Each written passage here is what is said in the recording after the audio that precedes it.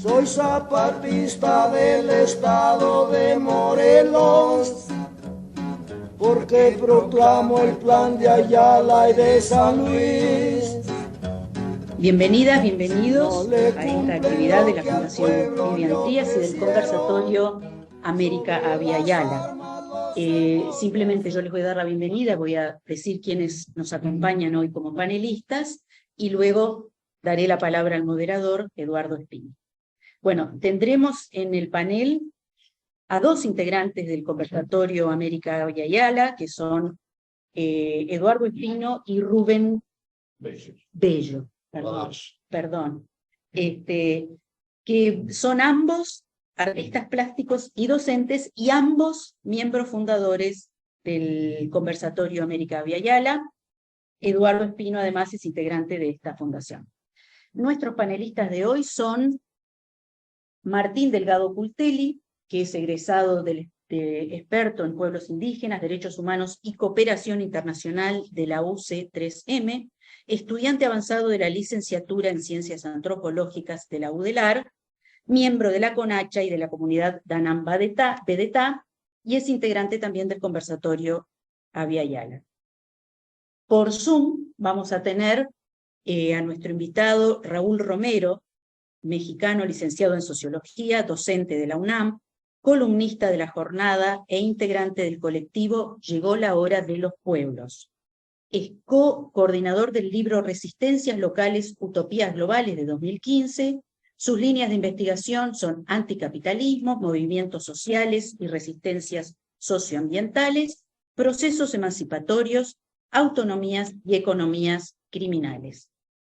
Y me gustó que él se presenta como sociólogo latinoamericanista y salsero. Me gusta el café cargado y la maleta ligera. Otro mundo es posible. Bueno, los dejo entonces con Eduardo Espino. Buenas noches. ¿Qué tal, Raúl? ¿Cómo estás? Tanto tiempo. Como que no hablamos desde ayer, creo. Sí, exactamente. Buenas Bien, noches por allá. Un saludo a todos y todas. bien. Buenas noches, compañeras y compañeros. Represento en este encuentro el Conversatorio América Avia Yala. Para quienes no nos conocen, nuestro conversatorio, dicho de modo muy sintético, es un espacio de reflexión e intercambio. Nos centramos en lo cultural y desde ahí, derivan todas las temáticas, todas las demás temáticas: el arte, las creencias y religiones, la filosofía, la historia, la política y especialmente la situación de las comunidades indígenas y colectivos descendientes de pueblos originarios en nuestra Avia Yala, etc. Todo bajo el paradigma de la decolonización, que es nuestro cometido fundante, la decolonización. Eso nos nuclea. Integran actualmente el conversatorio docentes, escritores, artistas plásticos, músicos, además integrantes de colectivos y comunidades descendientes de pueblos originarios, de diferentes países e interesados en la temática de Argentina, Bolivia, Perú, Venezuela, Colombia, Haití, Honduras, El Salvador, México y Uruguay, además de integrantes radicados en Europa. Coordinamos con la Fundación Vivian Trías este encuentro con Raúl Romero y el interés principal es que nos brinde un panorama general de la historia del zapatismo, movimiento que cumple en enero del año que viene, creo que es el 1 de enero, y le comentamos que nos interesaba en lo particular la situación actual del mismo. Los ataques armados contra las comunidades zapatistas son constantes y se intensifican, particularmente el ataque paramilitar de la organización Orcao. Pero de todo esto ya nos comentará Romero, quien ya intervino en nuestro conversatorio en 2 oportunidades con la temática del zapatismo. Por ahora, escuchamos a Martín, ¿no? Sí. ¿Cómo no? Sí. Bueno, Ahora va a hablar Martín Delgado Cultelli, que ya lo presentó Nagui. bueno, ¿se escucha bien? ¿Se ve bien? Sí. Bueno, en primer lugar, feliz año nuevo para todos y todas. No sé si muchos sabrán, pero hoy, solsticio de invierno en el hemisferio sur, para los pueblos originarios del hemisferio sur, en general es la fecha del año nuevo, ¿no? Entonces, feliz año nuevo para todos. Gracias. Como decimos los arrua tida audio y otros pueblos como los quechuas le llaman Inti Raymi, los mapuches le llaman Tripantu, y también una fuerza, en este caso, a los pueblos de Jujuy que están en una situación bastante dura ahí contra la reforma del gobernador Morales. Sacando estas presentaciones y estas celebraciones de un nuevo ciclo y la solidaridad para los hermanos andinos, bueno, la cuestión de cómo abordamos, cómo hablar desde el zapatismo desde acá, ¿no? Pues esto, con todas lo que podemos saber desde acá, desde el Cono Sur, desde el Río de la Plata, y todo lo que desconocemos. Entonces, un poco yo lo que quería hablar es como de los diálogos y a veces los equívocos que se pueden generar, ¿no? Salvando las distancias, no solo geográficas, sino culturales, ontológicas, de procesos organizativos.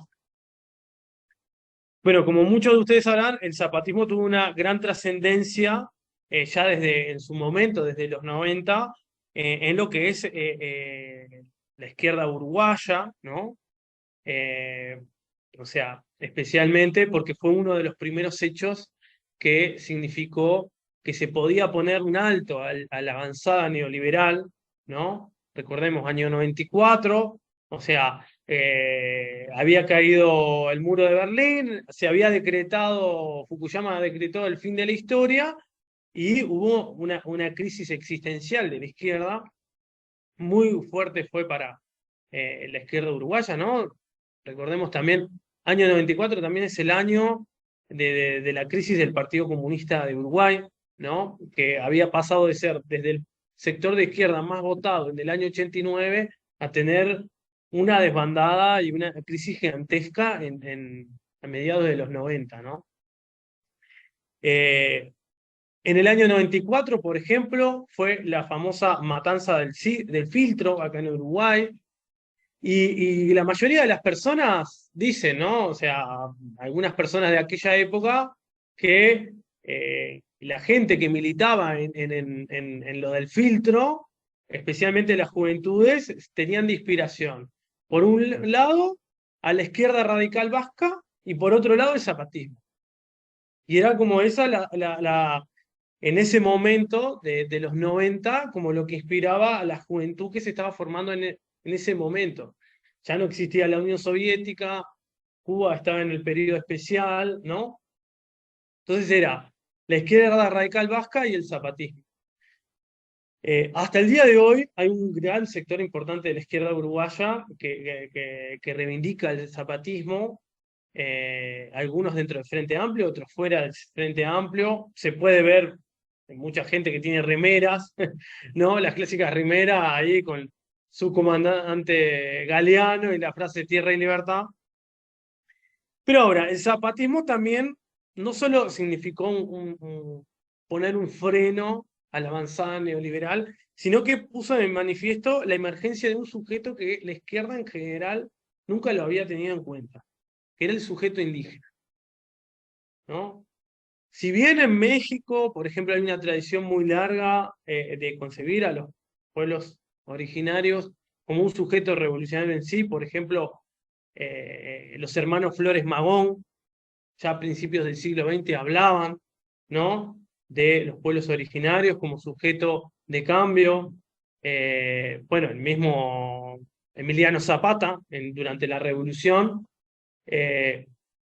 Y incluso en el área andina tenemos el caso de Mariátegui, pero en general la izquierda tradicional latinoamericana del siglo XX, el indígena no era un sujeto de cambio, ¿no? O sea, era algo que estaba ahí, que no sabemos mucho cómo integrarlo al esquema de la revolución, pero es algo que está ahí, que no entendemos mucho cómo es. Pero claramente él no va a ser la vanguardia. Y en el Uruguay ni siquiera se lo concebía como algo que estaba ahí, era como, no existía, ¿no? Y ese es un desafío que traía el zapatismo. Un movimiento que estaba enfrentando fuertemente al neoliberalismo, pero cuyo sujeto de cambio no era el de la tradición clásica de la izquierda. Y ahí hablo, ¿no? Trayendo los paralelismos y las diferencias con el movimiento indígena de acá. Porque claramente, en los años 90 también es el momento en que emerge el movimiento indígena en Uruguay, como emerge la reemergencia charrúa. Entonces, es un momento de época en común, no solo para los pueblos originarios del sur de México y nosotros acá, los charrúas en Uruguay, sino que es un momento histórico en común para los pueblos originarios del continente, ¿no? Lo que algunos autores han llamado en denominar la gran revuelta indígena, o la emergencia de los pueblos, o bueno, distintos nombres, pero claramente a partir de los años 80 y más que nada de los 90, los pueblos indígenas y los movimientos indígenas se vuelven un sujeto de cambio en sí mismo, ¿no? E incluso con la apertura y la aparición de, como el caso nuestro, de los charrúas, de identidades étnicas que la historiografía dominante incluso había decretado la extinción, ¿no? O sea, ahora, claramente es complejo, ¿no? Hacer un diálogo zapatismo-Uruguay, cuando Uruguay es un país que se construye como lo indígena no existe, lo indígena desapareció, lo indígena era una rémora que en el siglo XIX fue exterminada y ya está. Y eso implica repensar muchas cosas. En primer lugar, es esto, bueno, pensar algunas diferencias, ¿no? Claramente no somos los mismos pueblos indígenas. Los pueblos indígenas de la zona de Chiapas vienen de la historia, ¿no? Del pasado mesoamericano, ¿no? De las grandes civilizaciones mesoamericanas. Podemos remontarnos a los mayas de la época clásica, y al mismo tiempo estamos hablando de un estado en donde prácticamente un tercio de la población del estado es indígena. O sea, es demográficamente importante. Nosotros, por otro lado, no venimos de una tradición de pasado con grandes civilizaciones que construyeron, sino que venimos de otra experiencia de cazadores-recolectores y pastores pampeanos, ¿no? Que es otra experiencia histórica, y estamos en un país en donde no sabemos muy bien cómo va a salir el censo este 2023, ¿no? Pero somos menos del 10% de la población del país. Entonces, hay diferencias. El proceso colonial también es distinto, ¿no? O sea, México es más el esquema clásico de colonialismo, en donde vos tenés a una élite blanca que domina una masa indígena y les trae plusvalor, y cuyo objetivo es tener controlada la masa indígena, explotarla, matarla para que no se rebele mucho, en caso de que se rebelen, matarla, pero tampoco buscar su exterminio, porque es la mano de obra barata, y extraerle el plusvalor. Sistema clásico de colonialismo.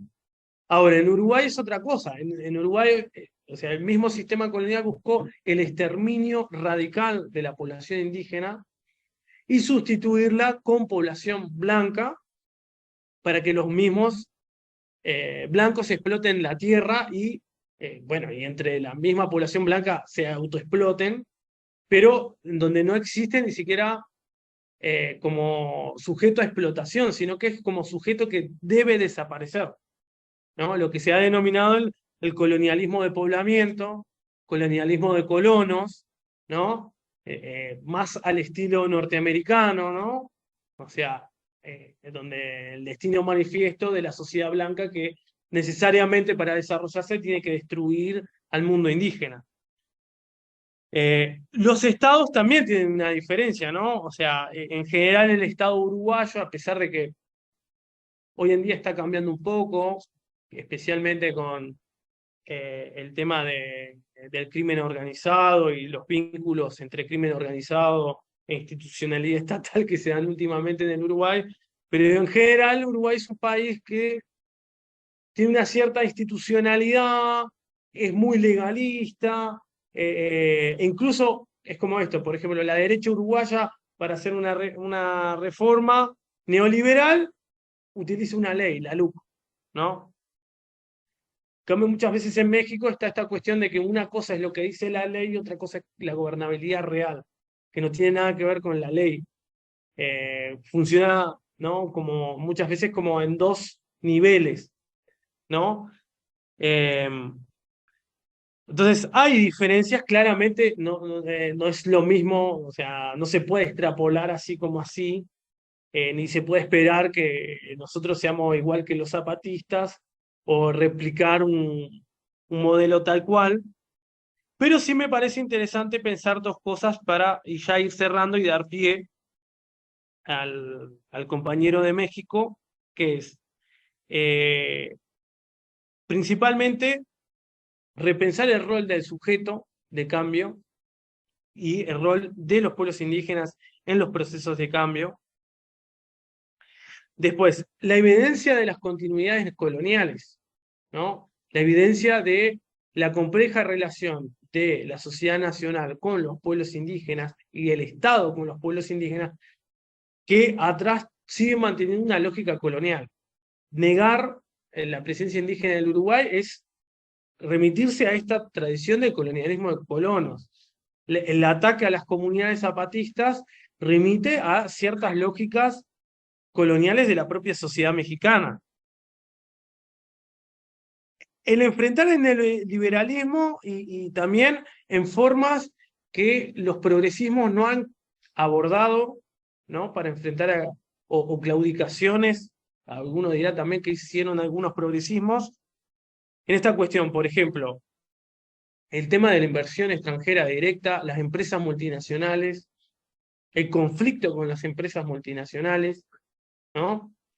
Que eso es una herencia del régimen neoliberal, muchos progresismos, inclusive el uruguayo, no sé ahora cómo estará el caso de México, no abordaron, no enfrentaron la gran dependencia con el capital transnacional y los conflictos concretos que se genera por eso, ¿no?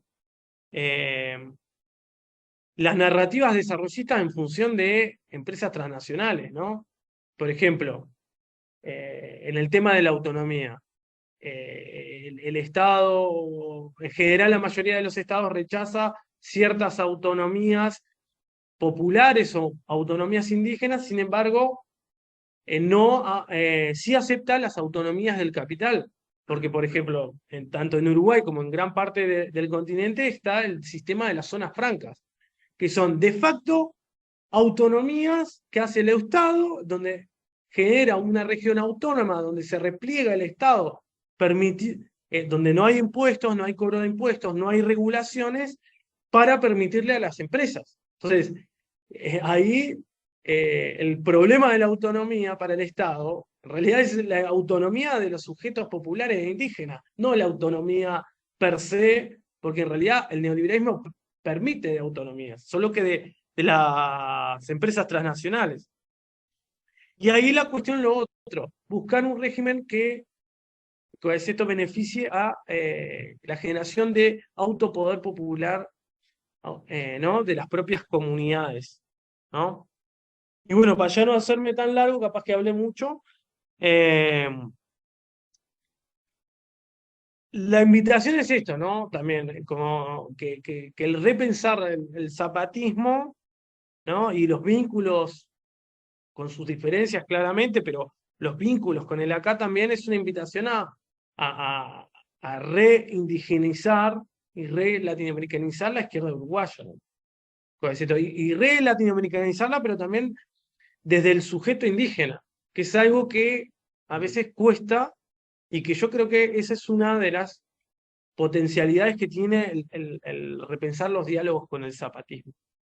Así que bueno. Bueno, muchas gracias.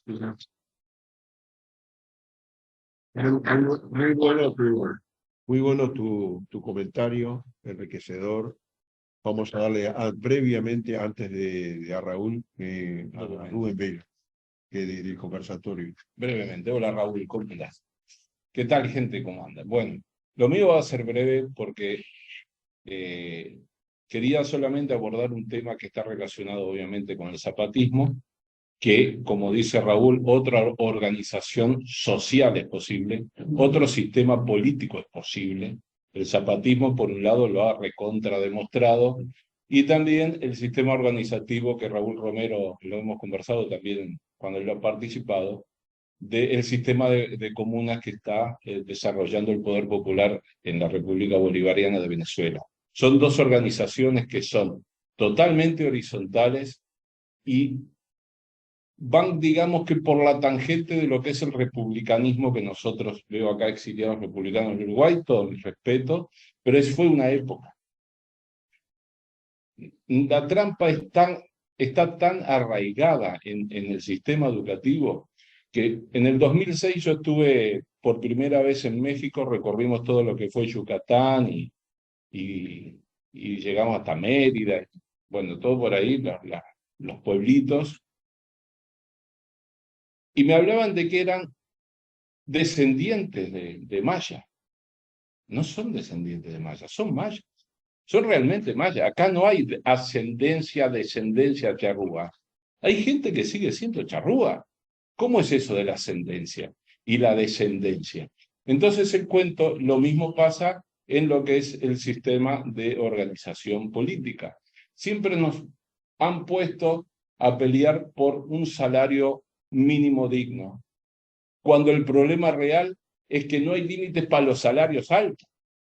Entonces ahí es donde se distorsiona todo lo que es la distribución de la riqueza. Entonces todo eso está involucrado en lo que es la palabra decolonización.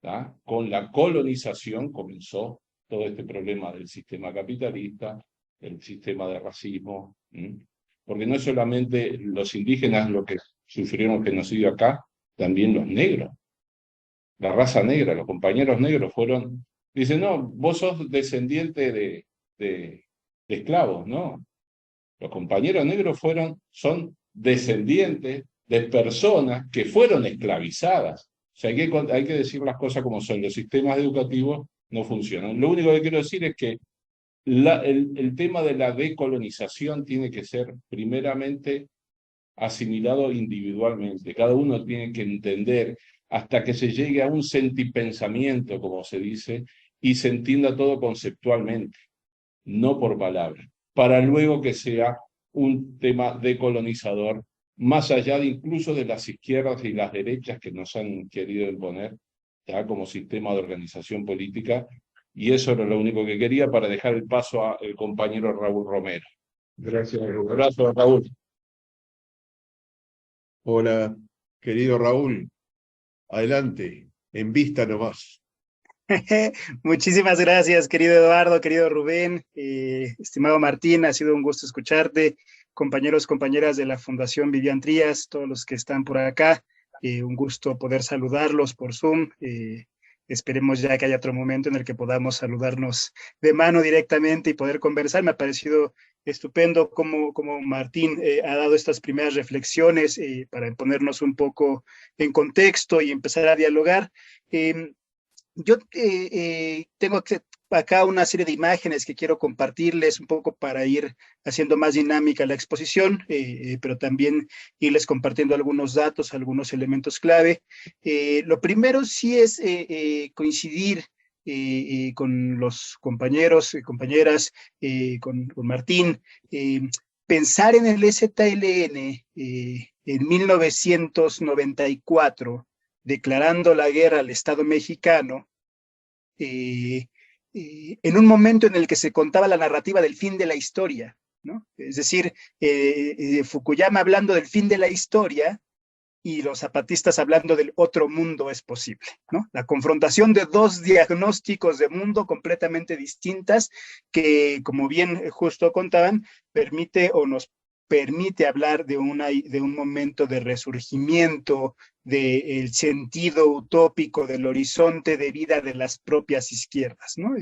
Cuando ya solamente estamos pensando en el mundo unipolar, en el mundo dominado por la democracia partidaria, capitalista, pues pensar también en que otro mundo es posible desde los anticapitalismos nos resulta bastante interesante. Lo segundo, justo esto, plantear también cómo 1992 para toda América Latina es la emergencia del sujeto indígena, del sujeto popular indígena, del movimiento negro indígena y popular, ¿no? Que en 1992 cumple sus 500 años de la resistencia y que justo es un momento de emergencia de este movimiento, de este sujeto colectivo por toda América Latina. Vamos a ver movilizaciones en Bolivia, en Ecuador, en Guatemala, en Perú, en México y en otros países que son movimientos con un componente indígena, negro, popular, que ponen en jaque a la propia izquierda latinoamericana, pero también al sistema capitalista neoliberal en todo el continente, ¿no? Y ahí me parece clave porque en ese contexto quiero situar al EZ, es decir, al EZ como parte de un otro movimiento global, por lo menos regional en América Latina, ¿no? Que está emergiendo ahí. Y esto también me resulta clave. Y acá quiero lanzar una de las hipótesis de trabajo que yo estoy haciendo ahora justo es cómo la antesala de los progresismos, si partimos de los progresismos a raíz del triunfo de Chávez en el 99 y luego 2001 y 2005 y Kirchner y Lula y bueno, todos los que conocemos, pues si partimos de esos progresismos, vamos a ver que una década antes, por lo menos una década antes, si no es que más, lo que estamos viendo son revueltas populares en las calles, revueltas populares en los distintos países. Lo que estamos viendo, dicen los especialistas, son momentos destituyentes, ¿no? Es decir, para que esos progresismos pudieran llegar al poder, tuvo que existir antes un movimiento popular de componente indígena, afro, que permitió poner en jaque al neoliberalismo y quienes capitalizaron pues fueron las narrativas progresistas, aunque hubo otras, el socialismo del siglo XXI, el buen vivir, el Abya Yala, ¿no? Que todavía incluso están por ahí, el populismo de izquierda, ¿no? Que se pusieron como contexto, pero plantearlas ahí como un escenario continental. Bien, dicho esto, y ahora sí quiero ir más a compartirles esta presentación. ¿Ahí se ve? La historia del EZLN. En realidad, el EZLN nace en 1983. 17 de noviembre de 1983 nace como ejército clandestino, el Ejército Zapatista de Liberación Nacional, el 17 de noviembre de 1983. Los compañeros zapatistas dicen que hay una primera etapa que va precisamente de 1983 a 1993. Es la etapa de la clandestinidad.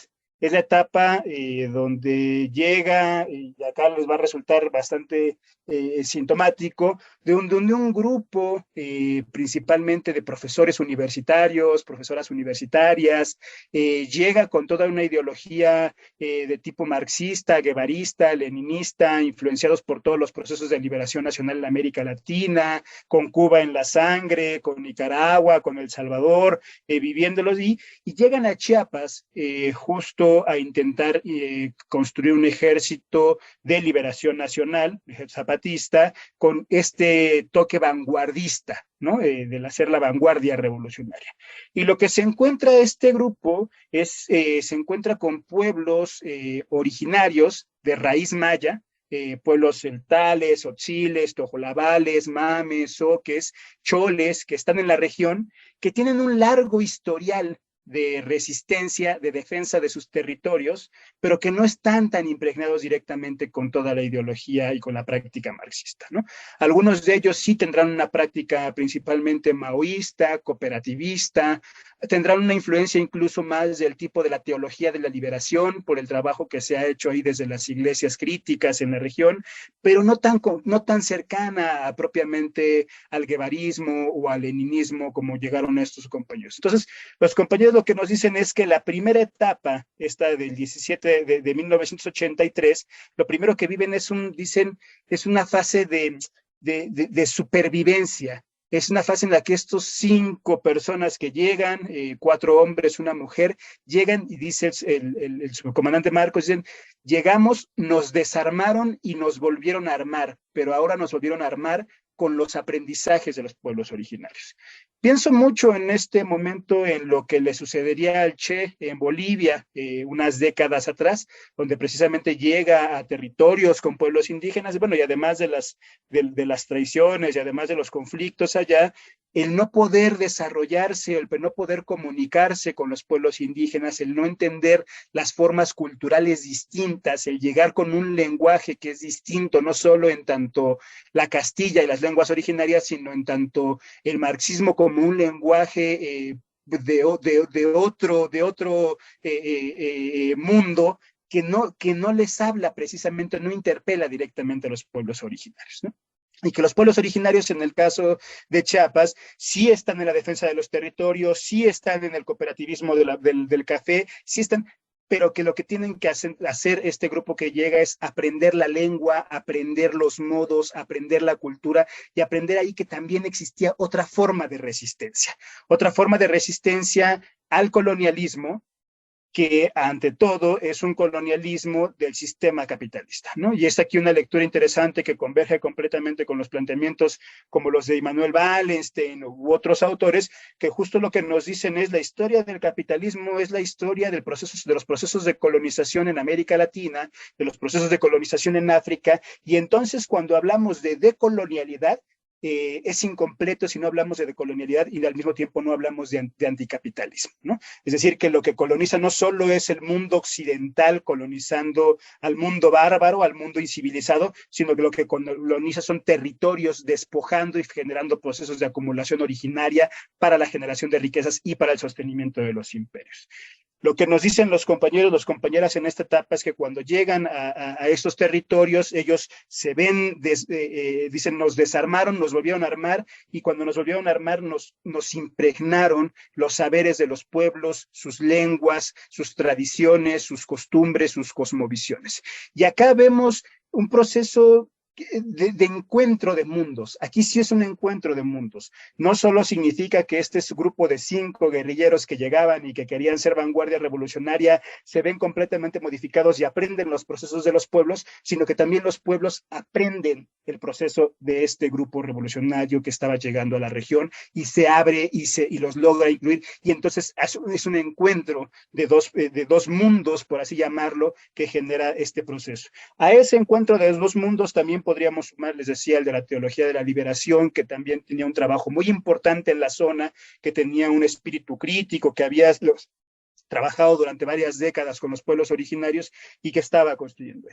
Toda esta etapa de 1983 a 1993, por lo menos es una etapa de eso, es una etapa en la que estos 5 personas que llegan a la selva se desarman, se reaprenden, aprenden las lenguas, y entonces luego, después de ese proceso, ya empiezan a comunicarse con los pueblos, ya empiezan a construir bases, ya empiezan a construir su proyecto y se convierte en un proyecto principalmente indígena. Desde aquel entonces, la mayor parte de los componentes de la comandancia zapatista es una comandancia indígena y es el sujeto principal, además de 5 pueblos distintos, ¿eh? No es el pueblo celtal, Tzotzil, Tojolabal, Mame, Zoque y una parte del pueblo Chol, son 6 pueblos distintos, perdón, que cada uno tiene sus propias lenguas, cada uno tiene sus propias cosmovisiones, todos son de raíz maya, pero que se integran en este Ejército Zapatista de Liberación Nacional y que van construyendo durante 10 años en la clandestinidad su ejército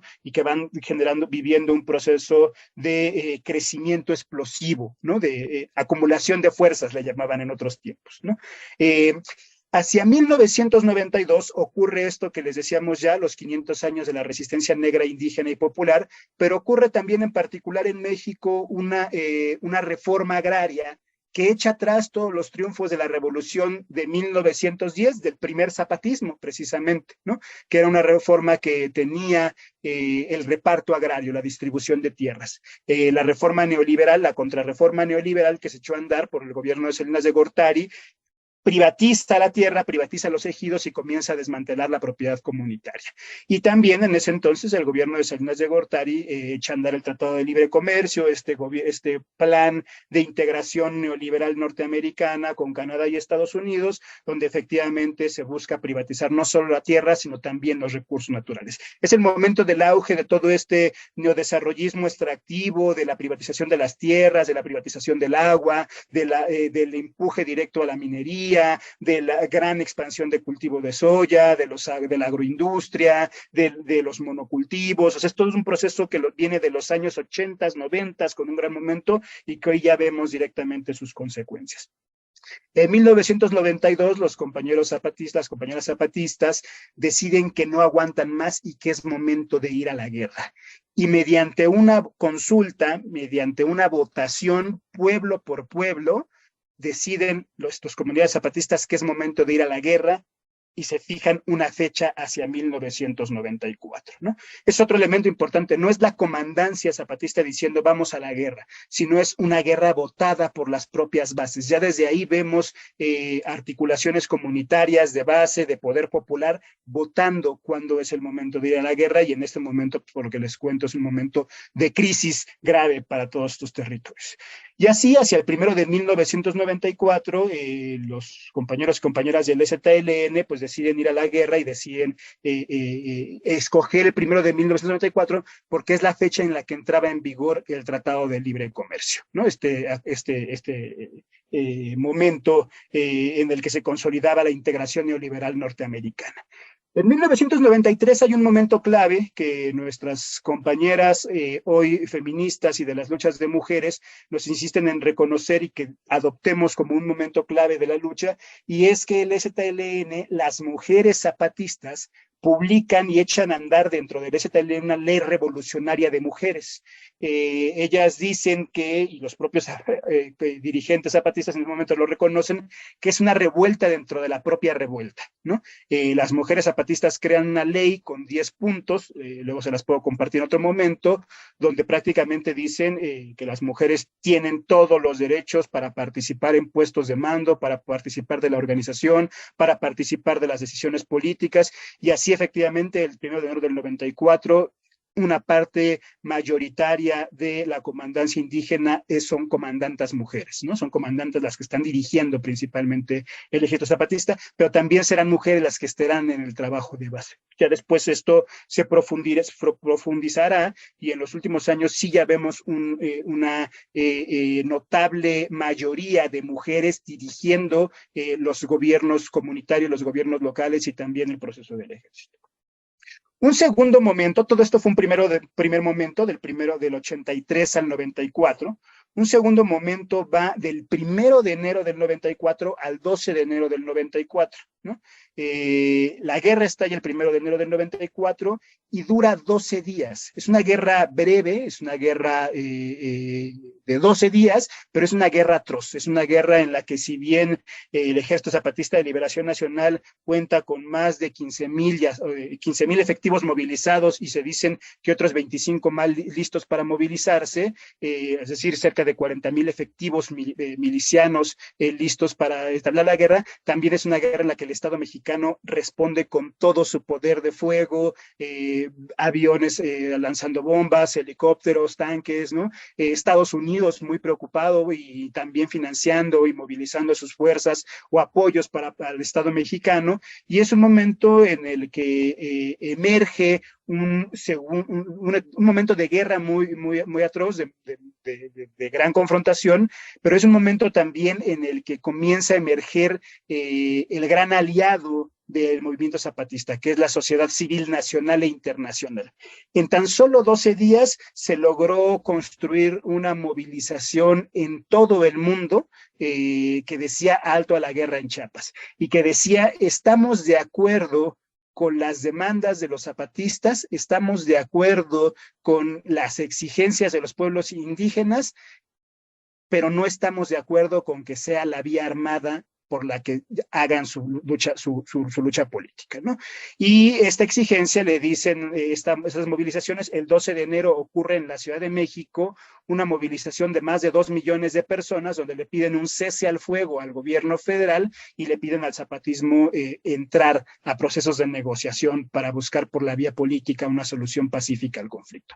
Esto es tremendo, la verdad es que es tremendo porque el zapatismo logra escuchar, logra captar el mensaje, logra escuchar a la sociedad civil, logra entender por ahí lo que le está diciendo la sociedad civil y desde ahí se lanza a una nueva estrategia política que en tan solo 12 días pasa a construir un movimiento social internacional que convoca precisamente a esto, a una movilización pacífica, a una movilización por el alto a la guerra en Chiapas. La respuesta es tremenda, no solo todos los pueblos originarios de México se suman a esta iniciativa, sino que también muchas organizaciones populares de América Latina se suman, y de Europa vienen grandes cantidades de movilizaciones, de Asia, de África, vienen una gran cantidad de representación de organizaciones populares a sumarse al llamado del zapatismo, porque el zapatismo también ponía en ese momento otro eje discursivo que era alto al neoliberalismo, ¿no? Una de sus consignas, precisamente que tiene una gran repercusión, es contra el neoliberalismo y en defensa de la humanidad. Y logra colocar al neoliberalismo como uno de los adversarios globales contra la humanidad, el neoliberalismo contra la humanidad, ¿no? Y colocar esa antagonía directamente contra el movimiento, contra el neoliberalismo, permite que el movimiento altermundista que están haciendo en esta etapa, que está comenzando a desarrollarse durante estos años, también encuentra en Chiapas un epicentro de la resistencia antineoliberal. Entonces vemos cómo el zapatismo representa para muchos también un referente del movimiento indígena en América Latina, pero también representa para el mundo entero un referente de la lucha antineoliberal, de la lucha contra el neoliberalismo, y también poco a poco se va convirtiendo un referente de la lucha antipatriarcal, ¿no? De la lucha de los feminismos comunitarios, populares, desde abajo, que también se van construyendo ahí. Entonces, va generando una discursividad que va construyendo este poder hablar en varias pistas, hablarle a los pueblos originarios de México y de América Latina, poderle hablar a los movimientos sociales de la izquierda tradicional en América Latina y poderle hablar también al altermundismo y a las luchas antineoliberales en todo el mundo. Cuentan los compañeros, las compañeras más mayores, los que saben que estaban allá, que en Chiapas ocurría una convergencia en la que llegaban maoístas, anarquistas, trotskistas, leninistas, guevaristas, luxemburguistas, de todas las corrientes ideológicas llegaban y encontraban algo que les decía el zapatismo, ¿no? Y que todos decían, el zapatismo es trotskista, el zapatismo es anarquista, el zapatismo es decolonial, el zapatismo es... porque lograba ser un depósito de significados que lograba un espejo, la gran metáfora que en algún momento planteó Manolo Vázquez Montalbán, donde decía Marcos el señor de los espejos, ¿no? Marcos como un espejo en el que lograba reflejarse no solo los pueblos originarios, sino también la sociedad civil nacional e internacional. Un tercer momento que va, entonces, primer momento del 83 al 94, segundo momento del 1 de enero del 94 al 12 de enero del 94, que es el momento de la guerra. Un tercer momento es del 12 de enero del 94 al 2001. Es una etapa justo de gran movilización nacional e internacional del zapatismo, es una etapa de negociaciones. El zapatismo desde entonces decidió que su proyecto principal era comenzar a construir poder popular, echó a andar una iniciativa de municipios autónomos rebeldes zapatistas, es decir, gobiernos municipales, comunitarios, con estructuras desde abajo, con consejos municipales, mucho en la lógica del consejismo, que comenzó a echar ahí una lógica de poder popular, en donde fue un ejército que se volcó a construir escuelas, hospitales, vivienda, recuperar tierras, todo además autofinanciado con las tierras que recuperaron, desde una tradición que tiene dos lecturas, que puede ser la marxista, pero que también puede ser la de colonial. Los compañeros decían que cuando ellos recuperaron la madre tierra, recuperaron también los medios de producción, ¿no? Porque ellos, al tener su tierra, pues tienen la posibilidad de sembrar café, de tener la milpa, de sembrar sus alimentos, de trabajar con sus animales, y desde ahí tienen una posibilidad de autosostenerse. Entonces, no solo es una lógica de recuperar los medios de producción en la tradición marxista, sino también es una lógica desde la perspectiva indígena de colonial, de decir, la defensa de la madre tierra va para nosotros, ¿no? Para los otros que somos sus guardianes de la madre tierra, ¿no? Y ahí vemos otra vez nuevamente cómo estos dos mundos están convergiendo, están dialogando, están tejiendo y están construyendo los unos y los otros. Del 12 de enero del 94 al 2001 vemos principalmente un ZLN apostándole a la vía estatal, apelando a una reforma del Estado, apelando a lo que entonces se llamaba un Estado pluriétnico o un Estado pluricultural. O sea, desde entonces se tiene el antecedente. Vemos hacia 2001 ya una marcha que fue la Marcha del Color de la Tierra, que fue una marcha en la que el ZLN recorrió todo el país y en la que logró convocar a millones de personas en México que suscribíamos la causa, que decíamos, el Estado-Nación México como nación tiene un error al definirse como nación, porque lo que somos es un Estado plurinacional, un Estado con por lo menos 69 pueblos indígenas, etnias, naciones, tribus, que están reconocidos ahí. Entonces, desde ahí se lanza esta iniciativa que en 2001 convoca hacia la reforma del Estado, y al llegar al punto máximo de la negociación, prácticamente todos los partidos políticos, incluso los de izquierda que hoy gobiernan, votan en contra de la ley de los Acuerdos de San Andrés, se llamó este proyecto, que reconocía al Estado mexicano como un Estado plurinacional y que reconocía principalmente a los pueblos indígenas como sujetos de derecho, ¿no? Es decir, como sujetos titulares de derecho. Era una reforma que, desde luego, prácticamente aspiraba a reformar por completo el Estado mexicano, que en ese entonces significaba, pudo significar el inicio de una nueva relación del Estado mexicano con los pueblos originarios, pero no sucedió. La clase política decidió no aprobarlo por un hecho fundamental. El hecho de reconocer a los pueblos indígenas como sujetos de derecho significaba también reconocer a los pueblos indígenas con su capacidad de autodeterminación territorial, de autodeterminación de sus territorios. Y eso significaba que iba a haber una oposición con el proyecto neoliberal que estaba en puerta, que era que los pueblos indígenas podían decidir sobre sus territorios, y entonces les daba recursos legales para oponerse a las mineras, para oponerse a los proyectos extractivos, para oponerse a los proyectos de extracción de petróleo, para oponerse a los proyectos de saqueo del agua.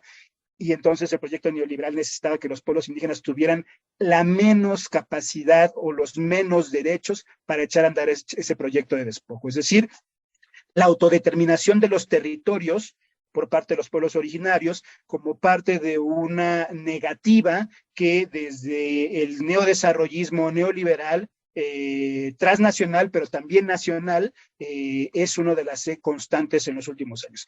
Veremos después, no mucho tiempo después, veremos hacia 2003, 2004, cómo será un conflicto que se repetirá en Bolivia, veremos cómo se repetirá un conflicto que se repetirá en Ecuador, cómo será un conflicto que se repetirá en Perú, que estará presente en Argentina, entiendo que también en Uruguay, entiendo que también estuvo en Brasil, ¿no? Que será un conflicto en donde justo la autodeterminación de los territorios por parte de los pueblos originarios es una negativa constitucional, es una negativa desde el Estado de Derecho, porque es una prioridad para justo esto que decía Martín en su intervención, como sigue teniendo una lógica transnacional, aunque también en algunos casos un modelo extractivo implementado desde los propios estados nacionales, ¿no? Una forma de colonialismo interno, decimos nosotros acá. Esta negativa del Estado mexicano, de la clase política, de reconocer los derechos de los pueblos originarios, llevó al zapatismo a decir: se acabó nuestra etapa de diálogo con el Estado mexicano, se acabó nuestra etapa de diálogo con la clase política, y viene un momento de irnos por la autonomía de facto. Si la autonomía no se reconoce por la vía legal, nosotros vamos a reconocer la autonomía, vamos a ejercer la autonomía por la vía de facto. Ellos dicen que hay 3 tiempos, que es el tiempo de pedir, el tiempo de exigir y el tiempo de ejercer, ¿no?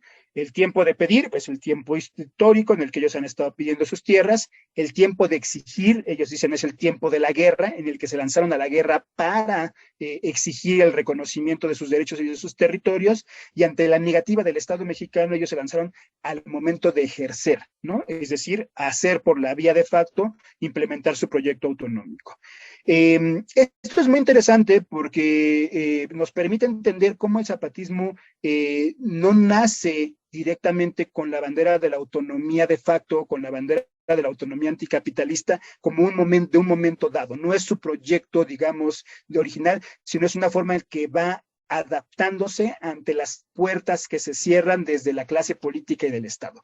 La autonomía se convierte en proyecto en el momento en el que la clase política traiciona y no reconoce a los pueblos originarios, y la autonomía se convierte en un elemento que será determinante para los pueblos zapatistas a raíz de toda esta lucha. Es decir, a raíz de 2001, el cuarto periodo, o sea, desde esa traición, digamos, viene el cuarto periodo, que es el que los pueblos zapatistas dejan de apelar al Estado, dejan de apelar a la clase política y se van a construir autonomías de facto mediante el surgimiento de lo que ellos llaman los caracoles zapatistas, ¿no? Que son regiones, los caracoles son regiones que articulan a los municipios. Digamos, si la forma más pequeña de la organización son las comunidades, luego siguen redes de comunidades que forman municipios, y luego redes de municipios que forman caracoles, ¿no? Que son los caracoles, digamos, son las articulaciones regionales que logran articular a distintos municipios autónomos zapatistas. Y estos caracoles, a su vez, tienen distintas estructuras de gobierno. Si en las comunidades están las autoridades comunitarias, en los municipios están los consejos municipales, en los caracoles están lo que llaman las juntas de buen gobierno. Todo es una forma de articulación de gobierno popular desde abajo, que se va interconectando, que se va comunicando, que va haciendo una suerte de red de gobiernos, de municipios autónomos construidos en red que conforman caracoles, y de caracoles que construyen una especie de regiones en las comunidades zapatistas. A raíz de ahí, el 2003, viene todo este proyecto ya muy enfocado en la autonomía zapatista, que es el de prácticamente echar a andar todo su proyecto para construir escuelas, hospitales, casas, viviendas, autogobierno, todo desde la autogestión. No reciben un solo peso del gobierno federal, no reciben un solo peso de instituciones de gobierno, todo su dinero es proyecto mediante de cooperativas que tienen ellos. Tienen cooperativas de café, de cerdos, de autobuses, de transporte, de agua, tienen sus propias plantas de generación de energía eléctrica, tienen su propio sistema de cableado, tienen sus propias radios comunitarias, tienen sus propios cines. Son prácticamente una región, casi una tercera parte de Chiapas, que está en la autogestión, en el autogobierno y en la autodeterminación territorial, ¿no? Y es una de las regiones, pues, que se ha convertido en todo un referente de modelo de organización social desde abajo. Hacia 2005 vendrá una siguiente etapa, que es la etapa del zapatismo, en donde ya adopta una definición netamente anticapitalista. Es decir, a su modelo autonómico se suma una definición ya directamente anticapitalista, en el que los compañeros dicen, somos anticapitalistas porque el anticapitalismo hay una, bueno, primero porque el capitalismo, nuestra lucha es una lucha contra el capitalismo, pero porque también hay una forma en la que varias izquierdas tienen que reconocer que no solo hay el sujeto indígena como uno de los sujetos indígenas, sino también están las clases obreras y también están las ideologías que son anticapitalistas. No solo los socialismos son anticapitalistas, también están los anarquismos y también entrarían en esta perspectiva de capitalismo, de capitalismo como un sistema colonial de dominación global, también entrarían las ideologías de coloniales como ideologías anticapitalistas, ¿no? Entonces, ahí es una lectura mayor, una lectura que busca englobar, que busca generar una mayor articulación con otros actores. Hacia 2005 el ZLN lanza esta sexta declaración de la Selva Lacandona, que tiene ya una definición netamente anticapitalista. Desde 2005 hasta la fecha hemos visto cómo el ZLN está construyendo, autogobernando sus territorios y está siendo constantemente atacado por grupos paramilitares, es decir, grupos armados, financiados, permitidos, entrenados desde el Estado mexicano, que le hacen la guerra al ZLN y que constantemente están atacando a sus comunidades. Pero el ZLN es un ejército que tiene sus propias policías, que tiene pues, sus propios sistemas de justicia comunitaria, que tiene sus propias autoridades comunitarias y que nos han cantado en varios procesos, en varios momentos, distintas periodistas, intelectuales, hombres y mujeres, que nos han contado los éxitos desde las comunidades zapatistas.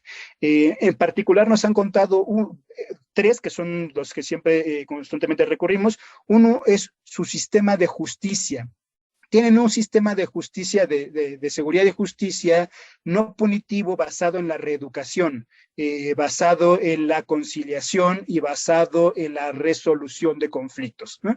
Es decir, la cárcel es la última opción y antes de la cárcel está primero todo un fenómeno para generar acuerdos comunitarios de compensación del daño, de reeducación de quienes infringen la ley, de acuerdos comunitarios para solucionar algunos procesos. Hay bastantes bibliografías, si a alguien le interesa, desde luego le puedo recomendar, de trabajos de campo que se han hecho, como incluso comunidades indígenas que no son zapatistas acuden a los sistemas de justicia de los propios zapatistas, porque primero hablan sus propias lenguas y segundo no son sistemas basados en la corrupción, como si son los sistemas de justicia en México, y tercero porque son sistemas que apelan a esta solución, a transformación positiva del conflicto, ¿no? Hay casos ahí interesantísimos de cómo se han logrado acuerdos comunitarios. Desde luego se eliminó todo lo que tenía que ver también con costumbres de los pueblos. No estamos esencializando ni estamos exaltando a los pueblos originarios. También ellos ahí tenían prácticas violatorias de derechos humanos basadas en el castigo y en la exhibición de quienes infringían la ley o quienes infringían las normas.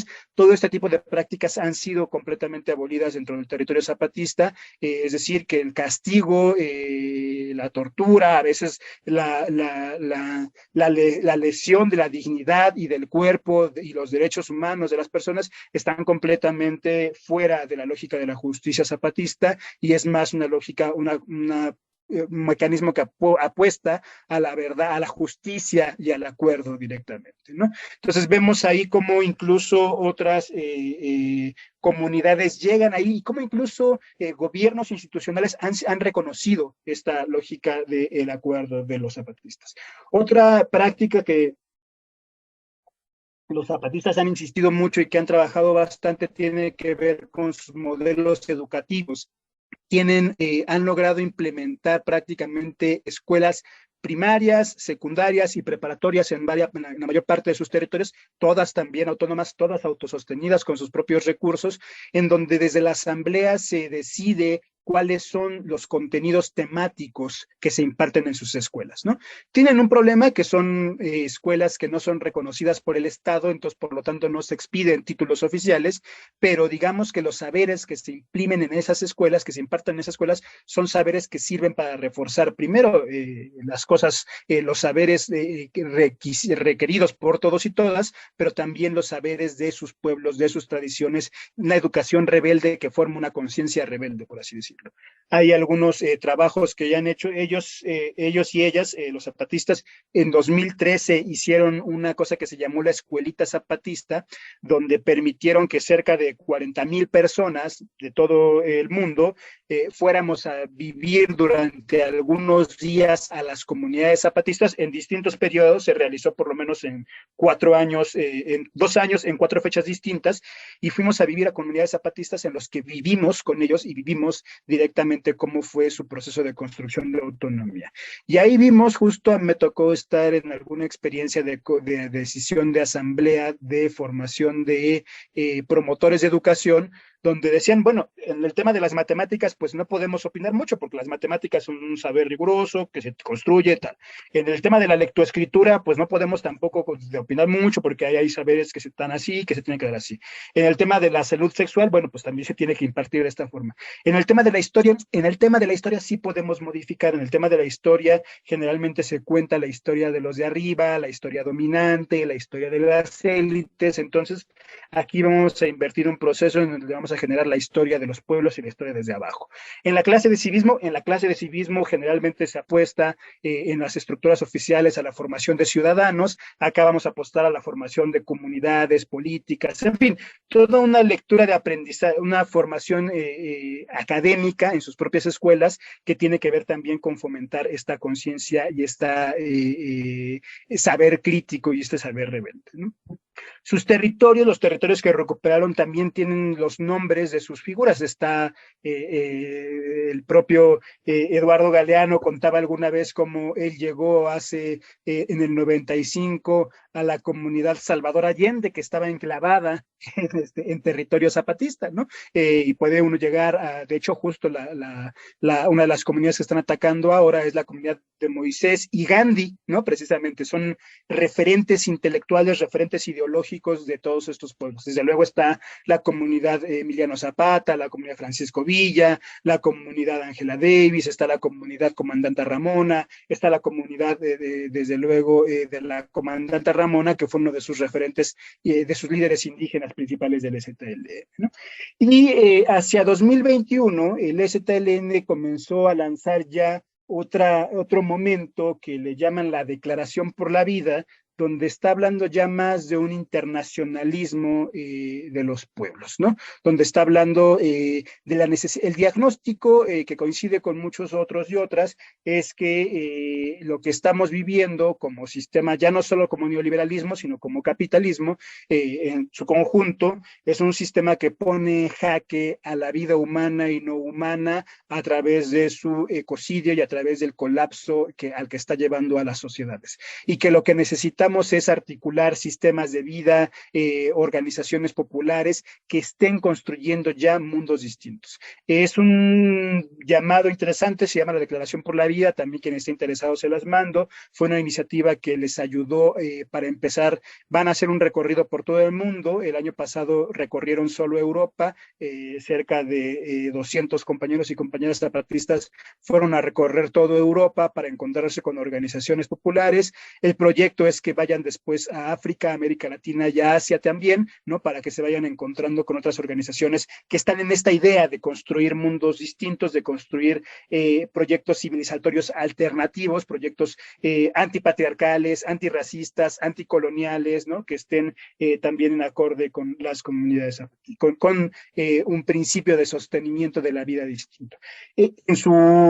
Si bien desde el 93 los pueblos zapatistas han sido muy enfáticos en reconocer los derechos y el papel de la mujer en su lucha, a raíz de 2016-17, los encuentros de mujeres que luchan, los encuentros de compañeras en territorio zapatista han sido claves, han sido fundamentales y han sido un referente internacional también. En el primer encuentro de mujeres que luchan, acudieron cerca de 12,000 mujeres de 56 países distintos, ¿no? Es un encuentro prácticamente de los más grandes en todo el mundo y que generó una referencialidad ahí.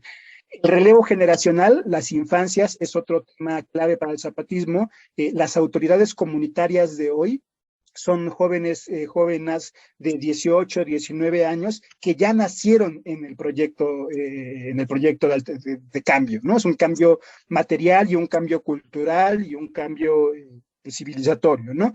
Y el zapatismo ha tenido mucho énfasis en trabajar con sus infancias y con sus juventudes, y con sus infancias y con sus juventudes también con las compañeras, ¿no? Hace algunos años nos comentaban ellas, cómo en sus propias charlas entre mujeres, de abuelas que estaban en el 83 en el proyecto clandestino, a nietas o bisnietas que son hoy, pues se han contado sus historias y han visto cómo también la situación de las mujeres ha cambiado a lo interno de las propias comunidades zapatistas, ¿no? Nos dicen cómo en el 93 vivían prácticamente en estructuras coloniales de trabajo esclavo, y cómo en 2021, 2022, ellas ya podían elegir el género al que querían adscribirse, ¿no? Elegir las personas con las que querían realizarse, sea hombre, sea mujer, o sean incluso los compañeros también han hablado de la necesidad mucho de reconocer también a las diversidades sexogenéricas. Ellos utilizan el otroa para referirse a los compañeros que tienen pues transgénero, que están,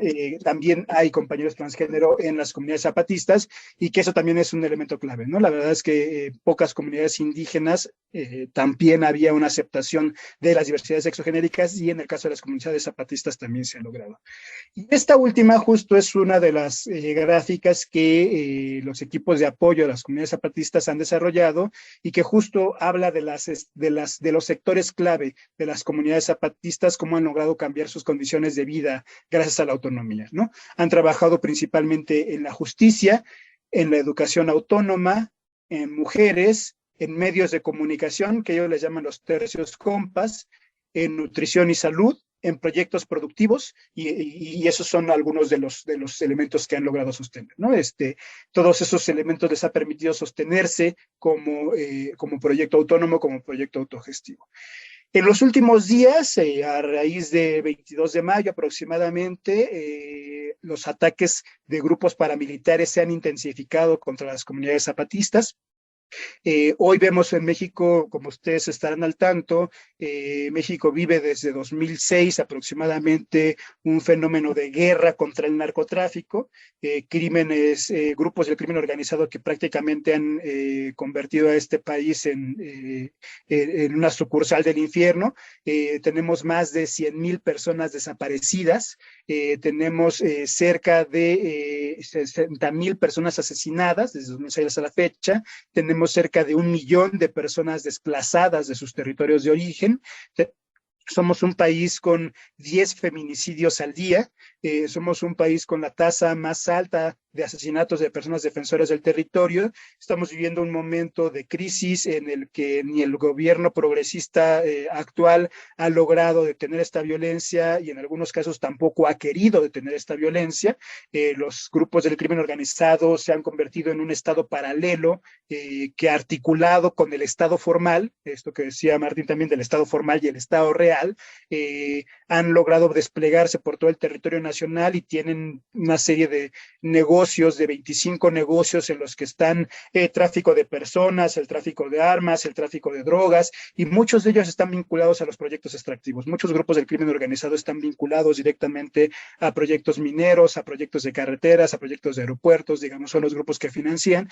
Y estos grupos del crimen organizado, que hace 40 años, 30 años estaban principalmente en el norte del país, hoy han llegado directamente al sur y están prácticamente en los alrededores de los territorios zapatistas, ¿no?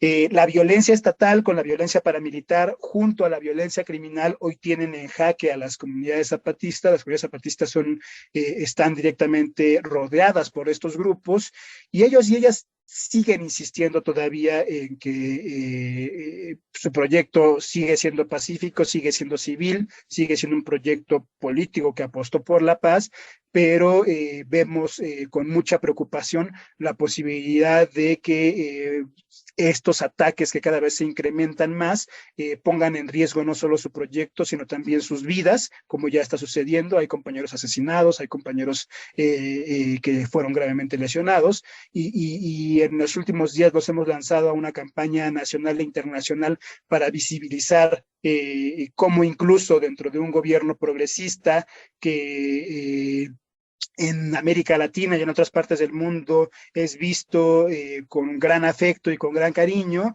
sigue manteniendo políticas de corte paramilitar que afectan a proyectos como el de los pueblos zapatistas, que tienen una vía distinta para luchar contra el capitalismo, que tienen una vía comunitaria, autónoma, que tienen una vía que se opone a los megaproyectos extractivos, que vale decir es una de las principales herramientas del gobierno actual, construir proyectos, trenes, carreteras, puertos, aeropuertos. Están en la misma lógica de hace 50 años de proletarizar a los indígenas, industrializar las zonas de bosque, las zonas de selva, y en esta misma lógica, que insisto, era de Estado benefactor, industrializante, de los años 50, 60 del siglo pasado, pues hoy vemos cómo esas más políticas siguen afectando a los pueblos originarios, pero además contribuyen cada vez más a esta lógica de destrucción del medio ambiente y en la que están en medio nuestros compañeros zapatistas. Y eso sería todo por ahora, y me gustaría quizá más que pudiéramos abrir, si se puede, algunos minutos para preguntas, comentarios o debates. Muchas gracias. Muchas gracias, Romero, por tu excelente participación, así como la de Martín. Fueron muy aclaratorias, muy profundas. Y bueno, digamos, ahora iríamos un poco a las preguntas e intervenciones. Yo lo que voy a pedir es que, si son preguntas, sean preguntas acotadas, con una fundamentación, sí, cortita, para poder ponerlas a Romero. Y después, una vez que termine toda la tanda de preguntas, si alguien quiere hacer un poquito más extenso, sin ser demasiado, para permitir que todas las compañeras y compañeros puedan participar. No sé si alguno de ustedes quiere decir algo. Un detalle para el compañero mexicano que capaz que pueda explicar, quizás se pueda entender el por qué las compas y los compas se tapan la cara. Repetí la pregunta. La pregunta de Maxi es si por qué los compas los compas y las compas de zapatismo se tapan la cara. Eso me pregunta Maxi. Yo también tengo. ¿Respondo de una o esperamos varias preguntas? Varias preguntas. ¿Para qué irían alguna otra? Romero, juntamos algunas preguntas y después las respondemos. Martín, ¿quería hacerte otra pregunta? Sí, yo concretamente, una pregunta que yo en su momento vi muy poca información, que era cómo afectó la pandemia del COVID-19 a las comunidades zapatistas. En general, la política de los estados en América Latina, en casi todos los estados, fue no hacer nada, no preocuparse. O sea, lo que hoy en día le llaman la necropolítica, no me importa si viven o mueren, ¿no? Si los parte del medio del COVID-19 o no. Y dentro de eso, una gran ausencia de información era cómo estaba, si afectó o no a las comunidades zapatistas. Yo haría una tercera pregunta a Romero, y con estas tres empezamos, después vamos a otra ronda de preguntas, que sería lo siguiente. Si nos puedes contar algo del viaje que hicieron mujeres y hombres y mujeres a Europa. Hicieron una especie de invasión cultural y tomaron contacto con distintos pueblos, como el Kurdistán, como los Samis, el norte de Noruega, y otros pueblos, creo que los vascos también, que fue significativamente se eligió mayor número de mujeres que de hombres. Esas serían las tres preguntas. Y después seguimos. Muy bien. Sí, contesto en el mismo orden. Se tapan la cara primero porque viven en la clandestinidad, o sea, porque siguen siendo, a pesar de que es un proyecto civil político siguen viviendo en la clandestinidad. Y segundo, por un tema de simbolismo. Lo que dicen ellos y ellas es que no importa el rostro que está atrás de del pasamontañas, que lo que importa es la lucha que se está dando, ¿no?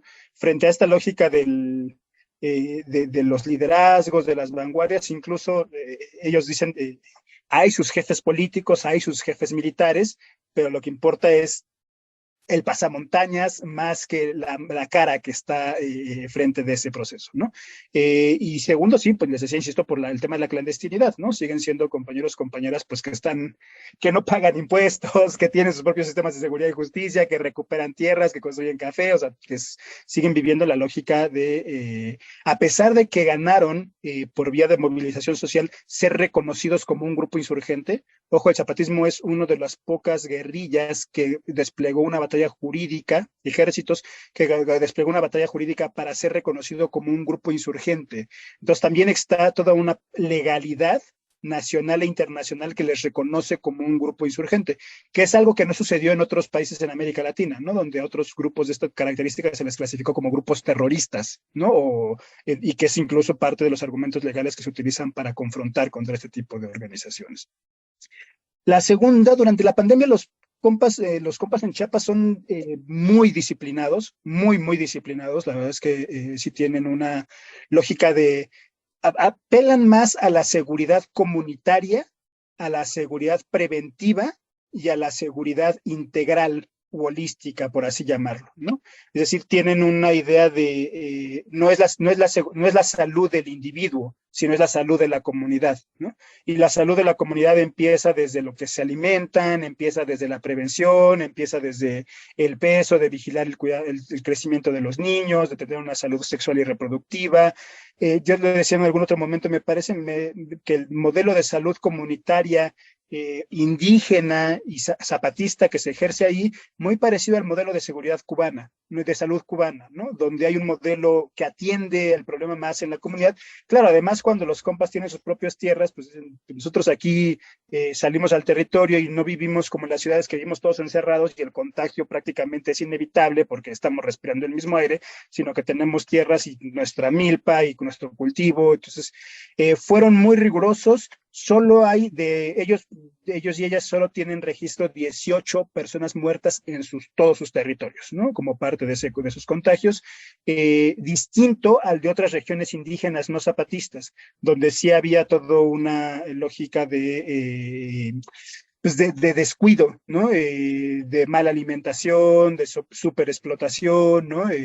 Incluso en algunas les cuento de manera anecdótica, pero que también es muy grave, en algunas comunidades indígenas en Guerrero o en Oaxaca, la gente no acudía al médico porque hay una tradición en los pueblos indígenas que cuando van al médico son esterilizados, ¿no? Son, pues, este proceso de etnocidio, ¿no? De borrarlas para impedir este proceso racista, ¿no? De impedir que se reproduzcan, son esterilizados forzadamente sin que sepan ellos que están siendo esterilizados, ¿no? Entonces, había una negativa para ir al médico por parte de estos pueblos de otras regiones, ¿no?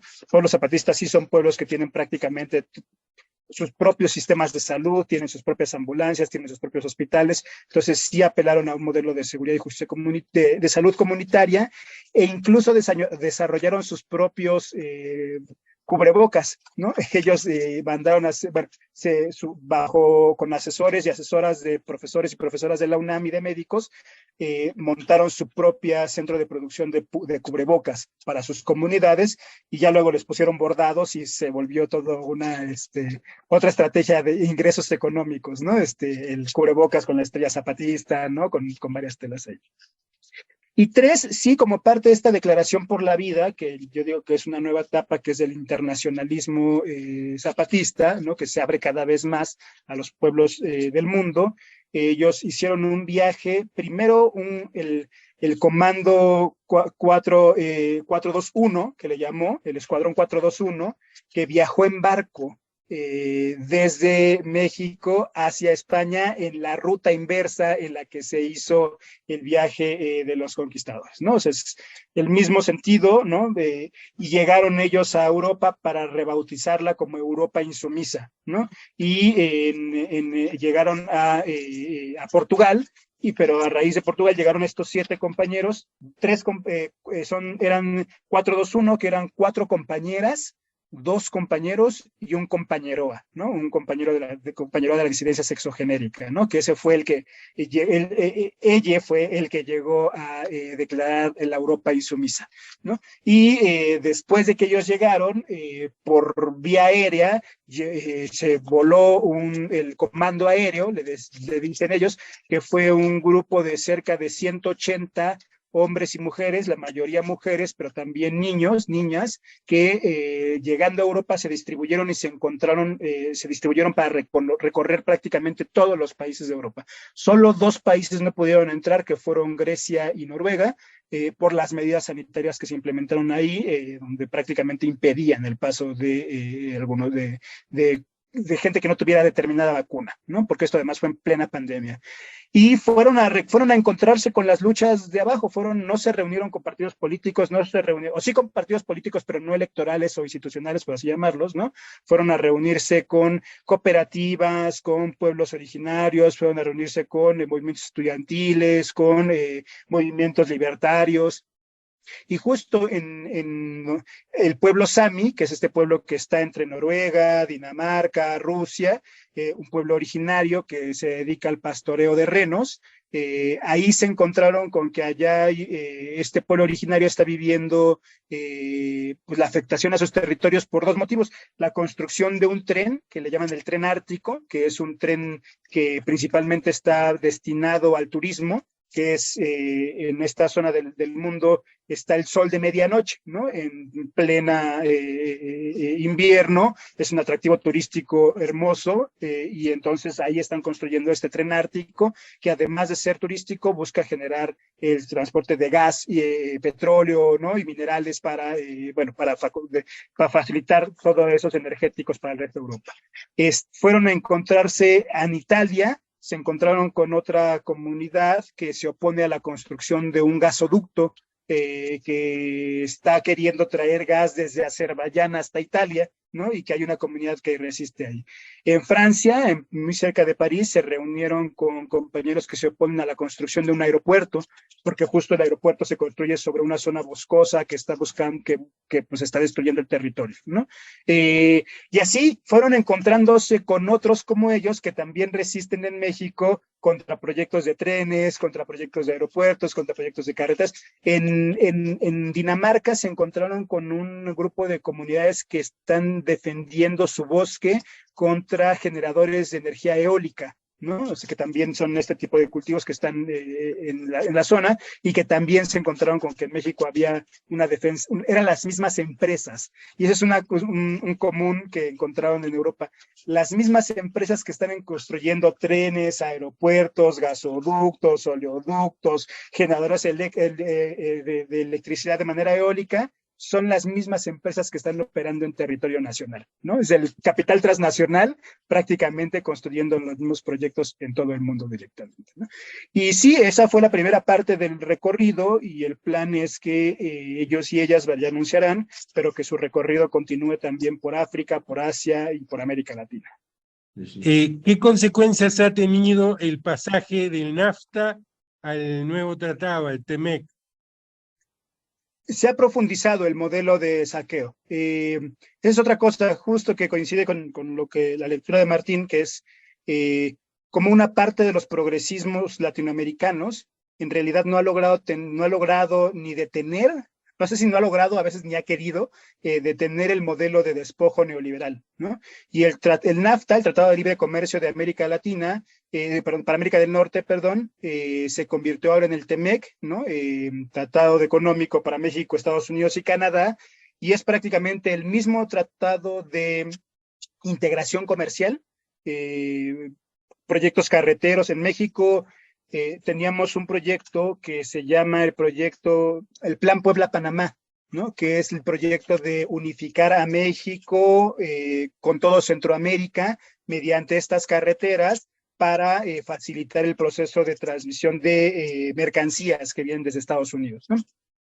Este proyecto, que fue el Plan Puebla-Panamá, se modificó. Ese fue el proyecto de Salinas, después de Fox y de Salinas. Después se modificó y se llamó el proyecto Mesoamérica, que fue un proyecto más de Calderón y Peña Nieto, que justo nuevamente es convertir a Centroamérica como una sola región para articular la Norteamérica, y el gobierno actual le ha llamado Tren Maya, ¿no? Que es justo un tren que busca articular esa región del país y enlazar y conectar directamente con Centroamérica. Es decir, es el mismo proyecto de integración neoliberal norteamericana, pero con distintos nombres, ¿no? Es el mismo proyecto de despojo hacia los pueblos originarios, es el mismo proyecto de extracción de los recursos naturales, es el mismo proyecto que va sobre el agua, sobre el petróleo, sobre la minería, con granjas de cerdos, con cultivo de soya, con cultivo de palma, ¿no? Para el aceite, de cerveceras. Es el mismo proyecto de desarrollo,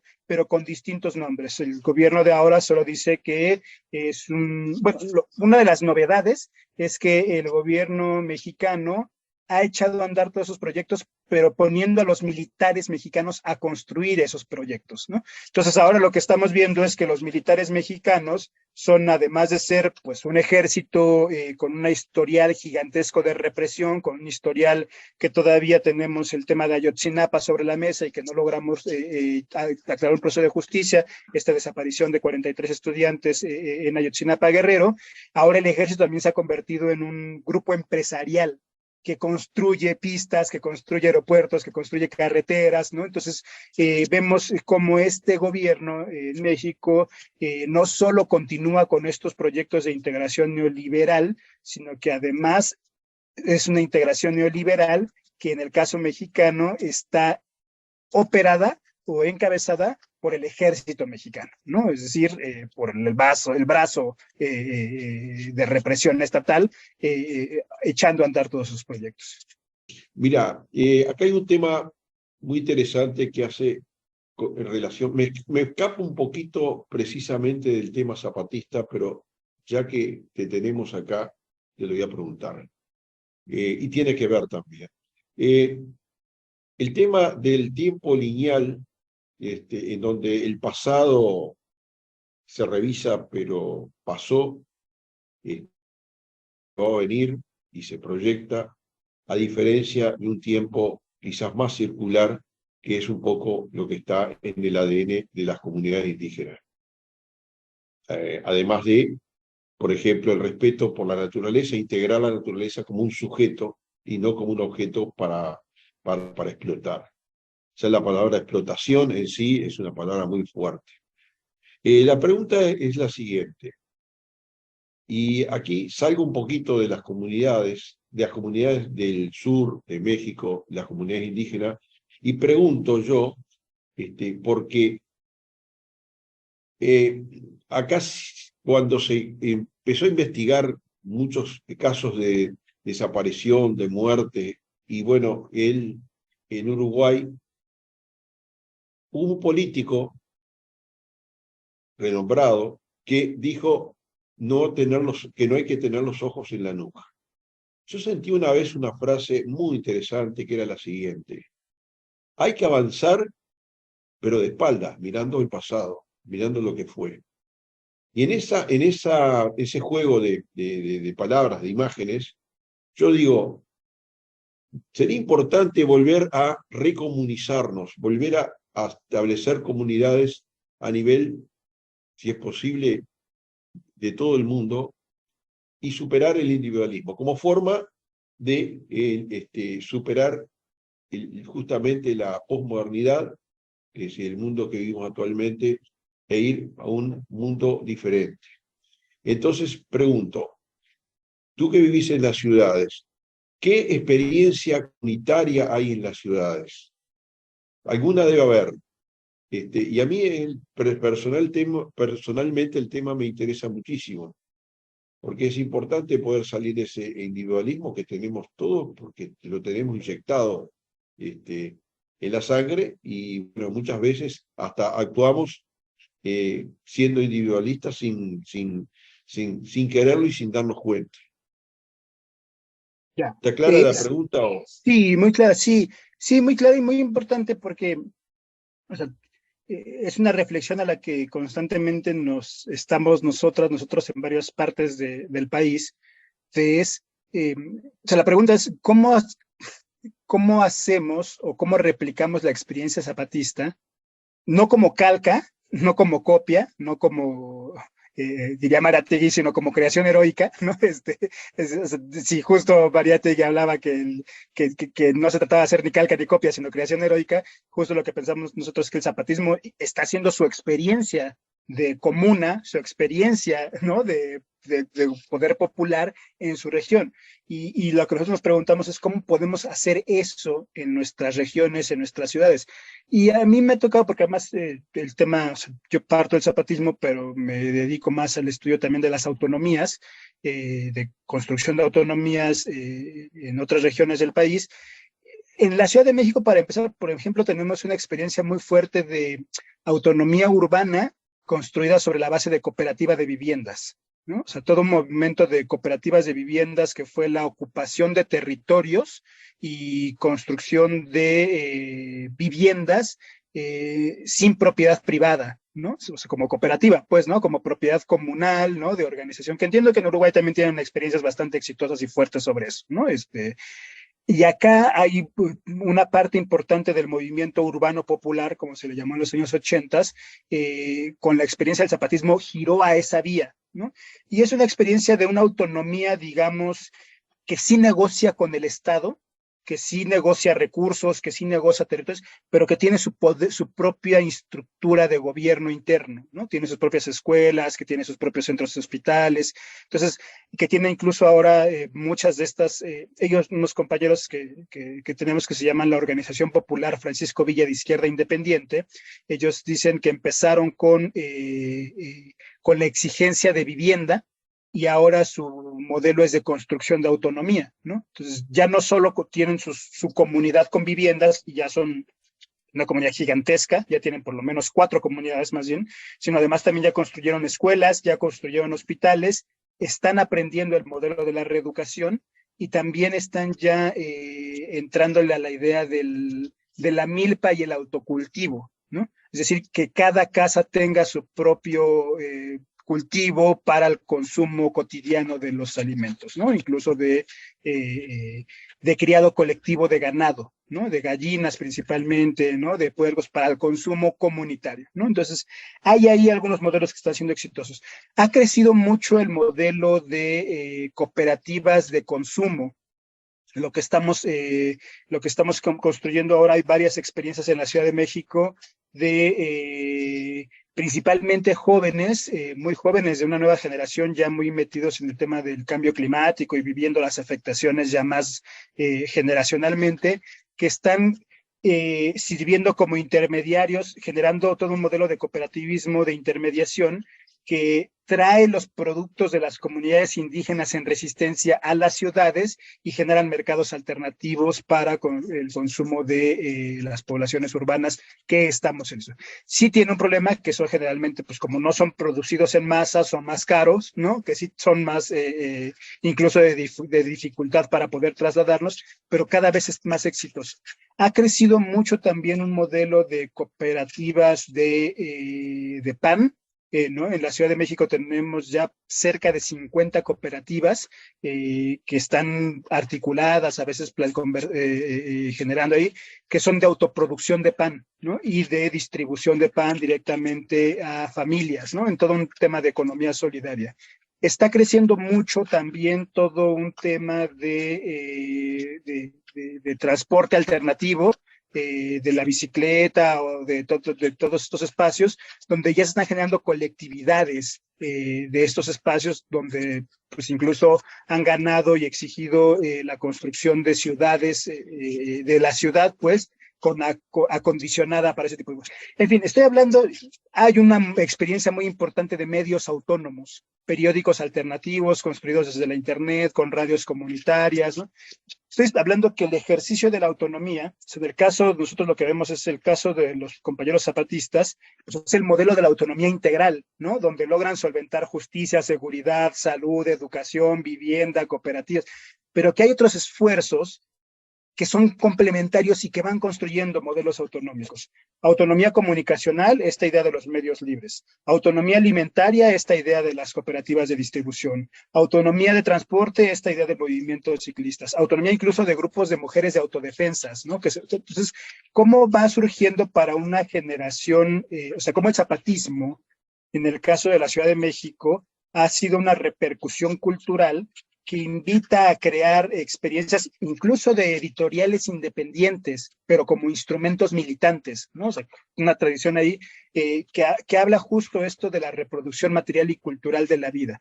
Sí, la idea sería que más adelante este experimento, este proyecto de la cooperativa de vivienda, pero ya más pensado de comunidades autónomas, pudiera replicarse a gran escala, pero lo que estamos viendo ahora es cómo a 30 años del estallido zapatista, hay un movimiento autogestivo, autonomista, de socialismo desde abajo, le llamarían algunos, de libertarios, cada vez otros, de una fuerte presencia. Es una cosa que también estamos viendo muy fuerte, es una cada vez mayor presencia de pueblos indígenas en las ciudades en el país, en México, ¿no? Y lo que estamos viendo también es cómo muchos de estos pueblos que migran a las ciudades, ya no solo como personas, antes lo que veíamos en los años 60, 70 era personas que mudaban a las ciudades, ahora vienen pueblos enteros mudando a las ciudades, y lo que estamos viendo es cómo también trasladan una forma de vida a las propias ciudades, ¿no? O sea, como también hay toda una forma de sus fiestas, sus tradiciones, ¿no? Sus lenguas, ¿no? Ya modificando completamente las ciudades. Entonces, estamos viendo ahí como 30 años después del estallido zapatista, pues ha emergido una generación, o ya por lo menos dos, muy en la idea de la autogestión, de la autonomía, ¿no? Y que pone entrecruza que ya no solo no hay un sujeto revolucionario, sino que además tampoco solamente es uno el sistema de dominación, ¿no? Es decir, que así como está la clase obrera, también están los pueblos indígenas, pero que también está el capitalismo, el patriarcado, el racismo, entonces que también esas estructuras se entrecruzan y que hay que construir esos sujetos multisectoriales, ¿no? Que luchan de forma anticapitalista. Buenas, ¿qué tal, compa? No, a ver si se puede hablar de las 7 declaraciones, cuáles son, nada más, y para que lo entendamos un poquito acá. Claro que sí. Sí, justo son 6 declaraciones de la Selva Lacandona y una última que es la Declaración por la Vida. Las primeras 5 declaraciones de la Selva Lacandona, la primera declaración de la Selva Lacandona es cuando el EZ declara la guerra, ¿no? La de 1 de enero del 94. Las otras 4 declaraciones, la 2, la 3, la 4 y la 5, son declaraciones en las que el EZ va cambiando va ajustando su estrategia política, que pasan al diálogo. Todas en algún momento, si me pasan algún correo o algo así, se las hago llegar para que las tengan. Todas están en la página de Enlace Zapatista también, para que se las pueda hacer llegar. Que sí incluso va cambiando el sujeto de a quién le habla el EZ. Por ejemplo, en la primera declaración de la Selva Lacandona, sí se habla en esta lógica todavía primera, de avanzar por todo el país, ¿no? Y de construir juntas revolucionarias en todo el país, ¿no? En la segunda se habla más ya de un movimiento nacional que aspira a la reforma del Estado Nacional. En la tercera se habla más ya de un movimiento indígena, ¿no? En la cuarta se habla nuevamente más ya de un proyecto autónomo. En la quinta se habla ya más de hablarle al movimiento indígena, al movimiento internacional y al movimiento nacional. Y la sexta declaración de la Selva Lacandona es la que ya se define el zapatismo como un movimiento anticapitalista, ¿no? Es, digamos, su definición ya política de qué, o sea, si alguien decía, pero ¿qué es el zapatismo? un movimiento anticapitalista, ¿no? Y ahí aclara por qué es un movimiento anticapitalista, por qué se define como anticapitalismo, por qué pone al capitalismo como adversario, ya no solo al neoliberalismo, ¿no? Ya no solo al Estado-nación, sino al capitalismo con todas sus estructuras de dominación. Y la sexta ya no es propiamente la declaración, no es una declaración de la selva lacandona, sino es una declaración por la vida, que es una declaración en donde dice el diagnóstico del zapatismo es muy claro sobre el sistema actual y dice, estamos en un momento de colapso. La crisis, estamos viviendo una crisis terminal de la vida humana, estamos viviendo un momento de colapso, estamos viviendo un momento no solo de cambio climático, no solo de ecocidio, sino en el que están desapareciendo muchas especies, muchos pueblos están en riesgo, la pandemia era ya uno de los avisos de ese colapso planetario, la especie humana y otras especies no humanas están en riesgo, lo que tenemos que construir son bolsas de resistencia, ¿no? Es un diagnóstico difícil, es un diagnóstico que nos está llamando prácticamente a la emergencia, ¿no? O sea, básicamente lo que nos está diciendo es la posibilidad de salvación de muchos grupos es la autogestión de la vida, ¿no? En esta idea de la necropolítica, de que de donde la soberanía decide quién vive y quién muere, la respuesta a esa lógica de la necropolítica tendría que ser pues la biopolítica desde otro lado, ¿no? O sea, donde se generan políticas de vida, ¿no? Donde se generan políticas de reproducción material y cultural de la vida. Y lo que nos están diciendo los zapatistas desde ahí es que justo esas políticas de reproducción material y cultural de la vida se están dando desde los espacios autónomos, ¿no? Que no es el Estado-nación ni sus gobiernos, por muy progresistas que se digan, o sea, no es un tema de que no puedan o que no quieran, sino que incluso no son los espacios donde se está definiendo eso. Pueden ayudar, sí, tal vez, ¿no? No lo niego, como en el caso de Venezuela, lo hemos hablado, con el caso de Cuba, en otros espacios, no lo niego, pero los espacios donde se está definiendo la vida son en las determinaciones territoriales, ¿no? Y desde ahí, y justo lanza esta declaración por la vida para irse a encontrar con otros u otras que desde pequeños espacios están construyendo estas redes que son interconectadas a nivel nacional, a nivel internacional, perdón, que son redes en defensa de la vida, ¿no? Ya no solo definen al capitalismo como un sistema de muerte, ¿no? Dicen el capitalismo es un sistema de guerra y un sistema de muerte. Por lo tanto, lo que hay que poner son sistemas que estén basados en la resistencia, en la rebeldía y que estén enfocados a la política de vida, ¿no? Entonces, son estas 6 declaraciones de la selva lacandona y una última que es la declaración por la vida, que con gusto si me dan un correo o se apuntan el mío y se los pasa por ahí Eduardo, con mucho gusto se las hacemos llegar también. Yo para finalizar quería hacer saludar al compañero y también como agradecerle por actualizar algunas cosas que uno no tenía tan como de la hora, ¿no? Como que estaba pasando, o situaciones con la pandemia, y también esto, ¿no? Como es esto, cómo interpelarnos, ¿no? El zapatismo y como que, pero no desde una otredad, no diciendo, bueno, esto es porque son allá en México, son indígenas allá en México, Uruguay es un estado moderno, de tradición occidental, no, es otro movimiento social, sino, bueno, han tenido hasta diálogos han ido a Europa, ¿no? Además creo que lo más simbólico de esa ida a Europa fue que fue en en el aniversario 500 de la llegada de Hernán Cortés, ¿no? O sea, como un retruque ahí interesante. Y además en un momento donde la extrema derecha española reivindica la conquista de México por Hernán Cortés, ¿no? Y bueno, cómo sentirnos interpelados y pues esto, reconociendo desde la posibilidad de construir autonomías y espacios comunitarios, desde los propios rasgos de Uruguay, como también desde hablar de lo indígena en el Uruguay, ¿no? Y me parece interesante esto de indigenizar la política, por lo menos desde una lógica como la uruguaya, y de poder establecer diálogos con el afuera, con el resto de los pueblos del continente, con el resto de los movimientos y también con el adentro, ¿no? Con ese, porque a veces bueno, a veces los charrúas a veces sentimos como que pues, cuando se habla de indígenas siempre es para afuera y nunca para el nosotros. Entonces, hablar como esos diálogos me parece que sirve estos momentos para hablar del zapatismo. Y agradecer a todos los que vinieron y todos los que vieron el Zoom, en YouTube. Bueno,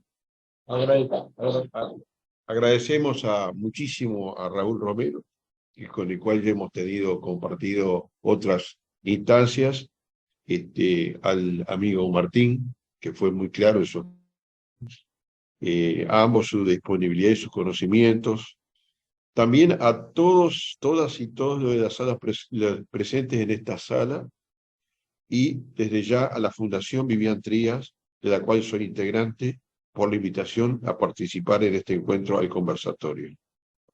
Muchísimas gracias a todos y todas. Un abrazo y gusto escucharles. Soy zapatista del estado de Morelos, porque proclamo el plan de Ayala y de San Luis. Si no le cumplen lo que al pueblo le ofrecieron, sobre las armas los hemos de hacer cumplir.